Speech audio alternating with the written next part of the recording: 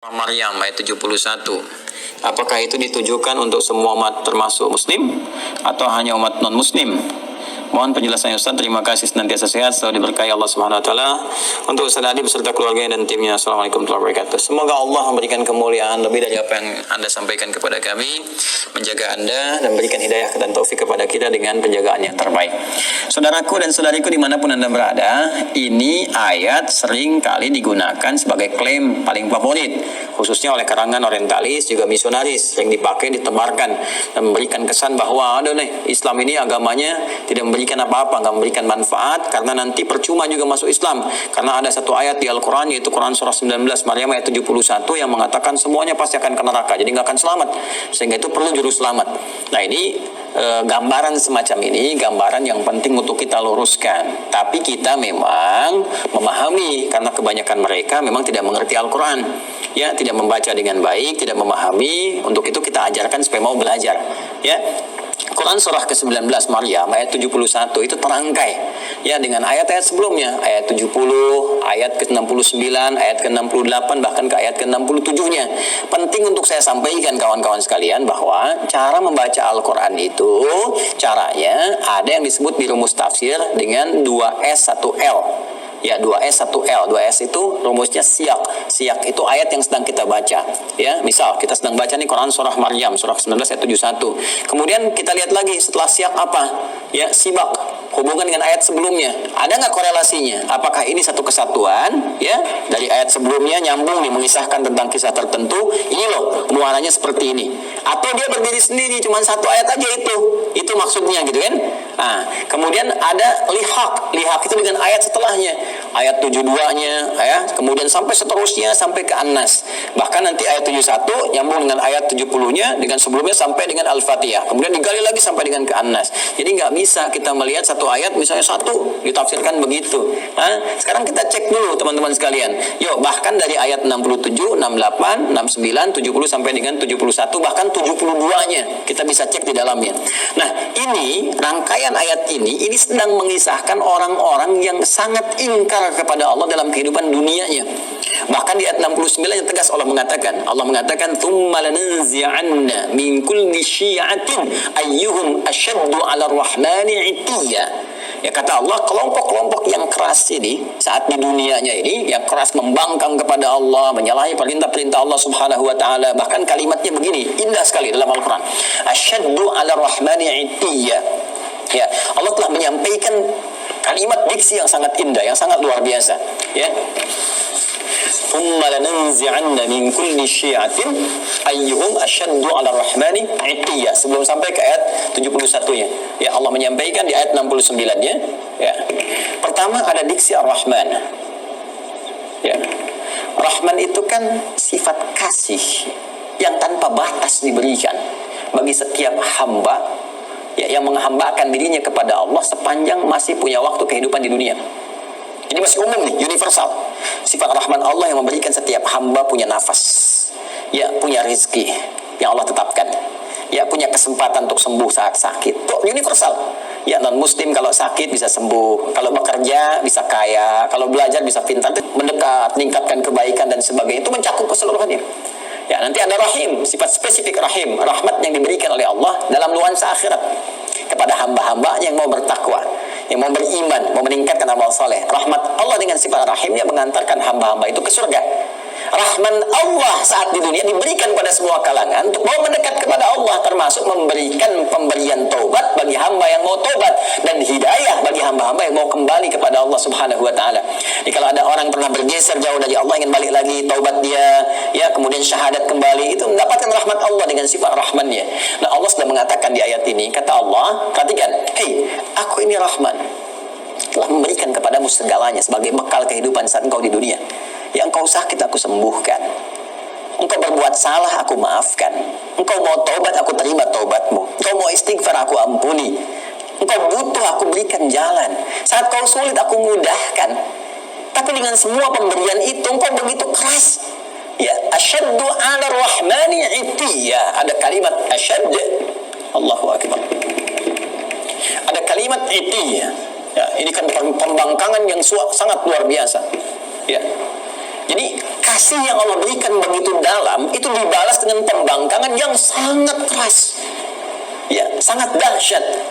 Bahkan sampai menuduh Allah Subhanahu wa taala, ya, sampai melecehkan Allah Subhanahu wa taala. Ya, ketika bermaksiat kan melecehkan Allah, ya kan? Ketika bermaksiat kan menentang Allah, sampai menentang Allah. Ya, Allah bilang jangan mencuri, mencuri, kan menentang namanya. Jangan berselisih, berselisih. Jangan gosip, gosip. Ya, coba lihat, bahkan menuduh Allah. Ada yang mengatakan Allah punya anak, Allah punya syarikat, Allah punya macam-macam, gitu kan? Nah, itu kan dahsyat, kata Allah. Ini saya sudah berikan sayang, diberikan kesempatan untuk kembali kepada Allah, masih bersikap seperti ini. Dan dia memilih bertahan dengan keburukannya sampai wafat. Ya, sampai wafat. Itu Allah buka, saking sayangnya Allah diberikan kesempatan. Ya, sampai nyawa belum sampai ke kerongkongan, masih ada peluang untuk taubat. Dibuka seluas-luasnya. Bahkan diturunkan Quran surah ke-39. Quran surah ke-39 di ayat 53. Az-Zumar ayat 53. Qul ya ibadiyalladzina asrafu ala anfusihim la taqnatu min rahmatillah. Tuh. Qul ya ibadiyalladzina asrafu ala anfusihim. Katakan Muhammad SAW kepada setiap hambaku yang pernah berbuat israf.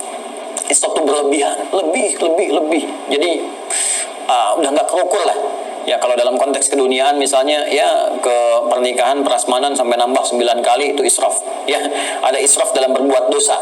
Mohon maaf, bukan cuma bohong, sombong, ya, dan macam-macam. Jadi kalau orang lain pernah berbuat dosa, dia kayaknya belum cukup. Nah, itu israf namanya. Kata Allah, dalam setiap perbuatan dosa pun yang kau kumpulkan, selalu ada jalan dan secercah cahaya aku berikan supaya engkau mau kembali. Ini sebelum nyawa sampai ke kerongkongan, karena itu diperdengarkan. Ya, ada adzan, ada suara-suara kebaikan, orang baca Quran. Kok tiba-tiba lewat masjid, padahal Anda bisa lewat jalan yang lain. Kenapa kok lewat masjid? Kenapa kok tiba-tiba mampir ke ceramah ini? Anda ditugasi jadi bazar misalnya, tapi mampirnya ke ceramah ini. Ya, kok tiba-tiba bisa datang gitu kan? Kok tiba-tiba bisa Anda klik yang muncul tausiah, klik yang muncul status kebaikan. Itu kan hidayah namanya, jalan. Kalau Anda mau kejar, Anda mau dapatkan, diberikan oleh Allah petunjuk. Tadi saya katakan rahmat Allah yang diberikan dalam konteks keduniaan yang sangat luas disebut dengan Rahman. Rahman ya Rahman, Rahman ya Rahman ya Rahman. Qul Allah awid ar-Rahman. Quran surah ke-17 ayat 110. Ya, panggil Allah, panggil ar-Rahman untuk mendapatkan rahmatnya. Kata Allah jangan putus asa. Ya, tapi orang-orang ini mempertahankan keburukannya sampai dia wafat.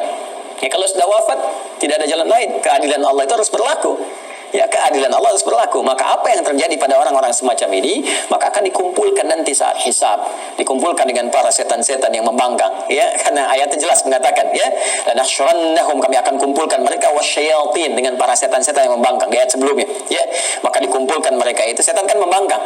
Ya, setan membangkang, menggoda anak cucu Adam, bahkan bersumpah ya di hadapan Allah Subhanahu wa taala akan menyesatkan anak cucu Adam, memberikan angan-angan kepada mereka. Quran surah keempat An-Nisa, ya, dari ayat 116, 117, 118 sampai dia mengatakan, ya, ketika Allah mengatakan la'anahullah, qala la attakhidanna min ibadika nasiban mafruḍa wa la udhillannahum, wa la bersama para makhluk yang pernah bermaksiat, kalangan iblis, kalangan setan-setan dan orang-orang yang semacam ini yang terpedaya dalam kehidupan dunianya dan enggak mau tobat, mempertahankan keburukan. Itulah yang digiring kemudian untuk mendapatkan keadilan Allah Subhanahu wa taala dengan perbuatannya, dan kemudian mereka dikumpulkan dan masukkanlah ke dalam neraka jahanam sebagai akibat dari perbuatan mereka dengan keadilan Allah Subhanahu wa taala. Allah memberikan kesempatan sampai titik akhirnya. Ya, tapi mereka tidak memanfaatkannya. Tapi kalau sudah selesai kejadiannya, tuntas kemudian dengan wafatnya, maka sifat keadilan Allah mesti berlaku, karena Allah punya sifat al-adil, maha adil. Ya, maka dengan sifat kemahaadilan ini mesti diberlakukan keadilannya. Bagi yang baik dapat balasannya di surga, ya, kebaikan-kebaikan rahmat Allah. Bagi yang salah, apakah dia punya iman atau tidak? Apakah punya bekal kebaikan atau tidak? Karena kunci kebaikan di akhirat itu iman dulu. Ya, awas, beda, jangan lihat konteks dunia, karena timbangannya beda. Antara dunia dengan akhirat, semua punya mekanismenya, semua punya aturannya. Dunia apa saja bisa Anda kerjakan sepanjang Anda mau berkreasi. Akhirat punya aturan tersendiri. Maka kunci kebaikan disebut dengan iman. Pertama dilihat ada iman atau tidak. Dari imannya ada kebaikan atau tidak. Kalau dia beriman, berbuat baik, ternyata berbuat salah juga, maka perbuatan baiknya akan menutup yang salah-salahnya dulu. Kalau sisa baiknya dapat rahmat Allah, masuk surga. Kalau seimbang, tunggu di Araf. Ya, di A'raf, makanya ada surah ke-7, surah Al-A'raf.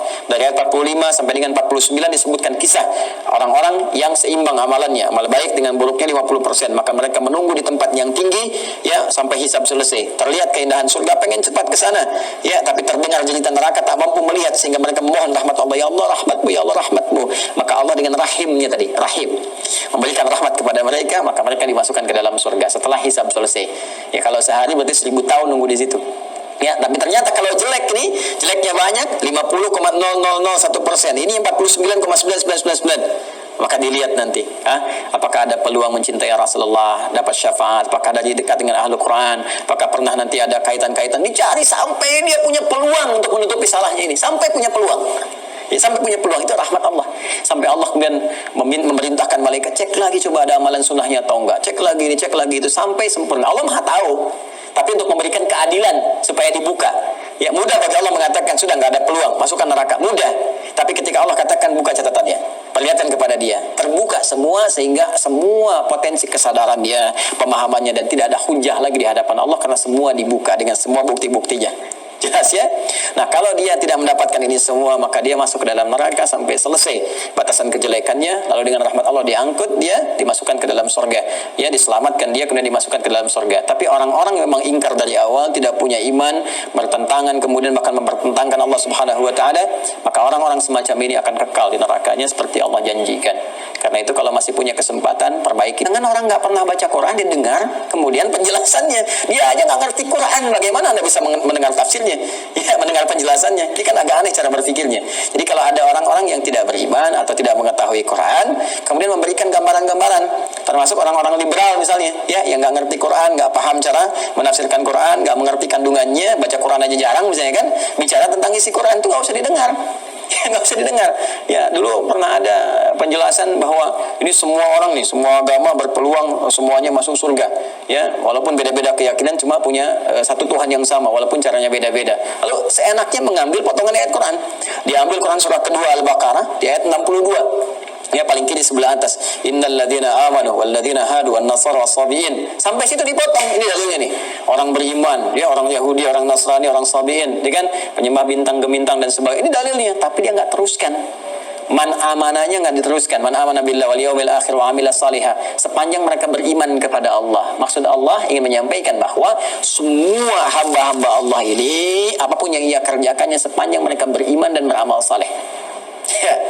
Ya, misalnya tadi yang dari kalangan Muslim, ya, kemudian dari kalangan Nasrani, dari kalangan Yahudi, dari kalangan Sabiin, dari semua, Allah nggak akan bedakan semua mereka kalau mereka mau beriman. Artinya apa? Minta dulu semua beriman. Ya, asyhadu an la ilaha illallah, asyhadu anna muhammadar rasulullah, yakin dengan Allah, tinggalkan semua hal kecuali apa yang telah Allah tetapkan kepada mereka. Menyembah hanya kepada Allah, salat kepada Allah, baca Quran dengan baik dan beramal sesuai petunjuk Allah. Makanya di ujungnya ada wa amilas salihah. Ya. Baik, itu penutupnya, balulahum ajrum min rabbihim wala khaufun 'alaihim wala hum yahzanun. Mereka dapat balasan pahala, termasuk hilang dari kesedihan-kesedihan mereka. Karena itu hati-hati ya kalau mengaji, baca-baca di di Google, di Facebook misalnya, atau di YouTube dan sebagainya, coba pastikan dari siapa Anda mengambil ilmu, dilihat. Ya, kalau meragukan ya tinggalkan, kemudian cari penjelasan-penjelasan yang baik. Ya, penting ngajinya juga harus diperjelas, ilmu sorofnya dipertajam. Ya, tabayatubu YouTuban gitu. Ini tasrifannya di fasbaka yufasbiku Facebookan. Nah, itu ke-19 Maryam ayat 71 itu tentang menyinggung tentang orang-orang yang bermaksiat dan tidak mau tobat, yang keras pertentangannya kepada Allah Subhanahu wa taala, sampai diberi kesempatan sampai dia menjelang wafat pun tetap tidak mau bertobat. Maka muaranya adalah muara keburukan saat di akhirat, dikumpulkan di neraka jahanam bersama para setan juga yang pernah kemudian bermaksiat selama dalam kehidupannya kepada Allah Subhanahu wa taala. Itu maksudnya. Ya, itu maksudnya. Jadi ini pengingat juga kepada kita sepanjang kita hidup, maka kita persiapkan dengan baik ya. Ini penjelasan Al-Qur'an ya. Ya, penjelasan Al-Qur'an. Nah, kalau nanti ada penjelasan misalnya di buku-buku lain atau keterangan lain, yaitu gambaran-gambaran yang bisa kita uji. Ya, Al-Qur'an itu menawarkan dengan sangat indah. Satu-satunya kitab di muka bumi yang membuka penawaran kepada setiap hamba untuk bisa, silahkan datangkan semisal Al-Qur'an, silahkan kaji. Satu-satunya kitab di muka bumi. Kaji otentisitasnya. Dijelaskan langsung. Kaji otentisitasnya. Ya, kaji apakah ini buatan manusia atau ini firman Allah Subhanahu wa taala. Silahkan lihat dari berbagai unsur. Ya, dari unsur sastranya, unsur kebahasaannya, unsur isinya, muatannya dan sebagainya. Itu satu-satunya kitab di muka bumi yang membuka peluang kepada setiap hamba, bahkan menawarkan kalau nggak mampu sendiri panggil dari kalangan jin, panggil dari kalangan yang lain. Bisa nggak datangkan semisal Al-Quran? Satu-satunya kitab di muka bumi. Silakan tunjukkan pada saya kitab mana di muka bumi yang menawarkan, ya bahkan bukan hanya kepada pemeluknya, kepada siapapun di muka bumi untuk memeriksa kebenarannya, kecuali Al-Quran. Kecuali Al-Quran. Karena itu mengaji Al-Quran harus menggunakan pendekatan-pendekatan hukum-hukum, ya, dan dasar-dasar keilmuan yang benar, ya.